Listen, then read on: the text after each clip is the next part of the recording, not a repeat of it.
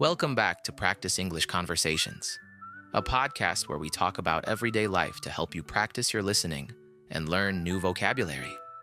Today, we're going to talk about something that's a part of everyone's life: household chores. Now, I'll be honest, chores aren't the most exciting topic, but they are definitely something we all have to deal with. Whether you live in a small apartment or a large house, keeping your living space clean and organized is important, and there's a lot of vocabulary related to these everyday tasks. One of the most common household chores is vacuuming. This is when you use a vacuum cleaner to clean the floors, especially if you have carpet. I vacuum every day to keep things tidy, but that's mostly because I have 2 dogs.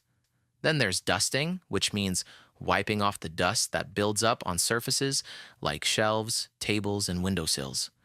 I find dusting to be a simple but satisfying chore because you can immediately see the difference. Another big one is mopping. Mopping is for cleaning hard floors, like those in the kitchen or bathroom, using a mop and water.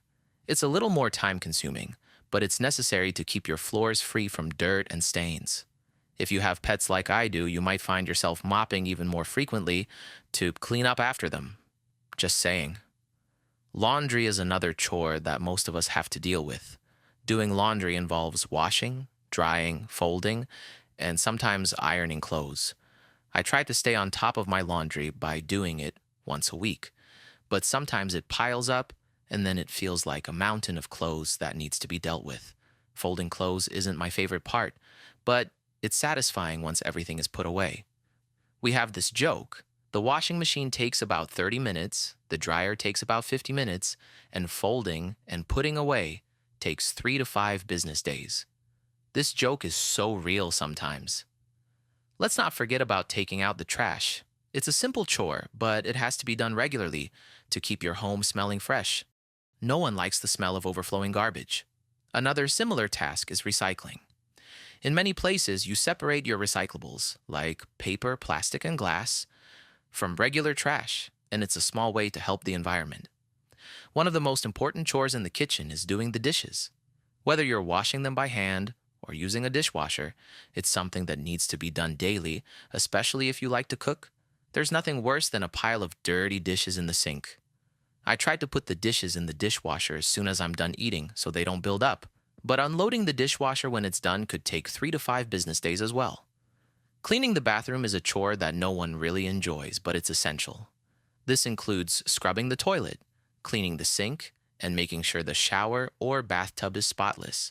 It's one of those chores that makes a big difference when it's done well. When it comes to staying organized, I like to make a to-do list for my chores.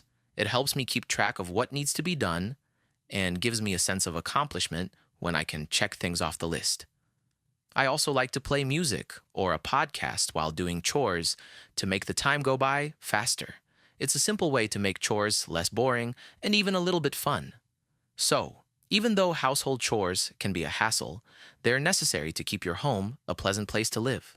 And who knows? With the right mindset and a few tricks, you might even start to enjoy them, or at least not hate them as much. Thanks for joining me for this episode. I hope you picked up some useful vocabulary related to chores and maybe even feel inspired to tackle some cleaning. Until next time, keep learning and have a great day. Are you ready to take your skills to the next level? Check out my online courses and ebooks on linguatrip.com.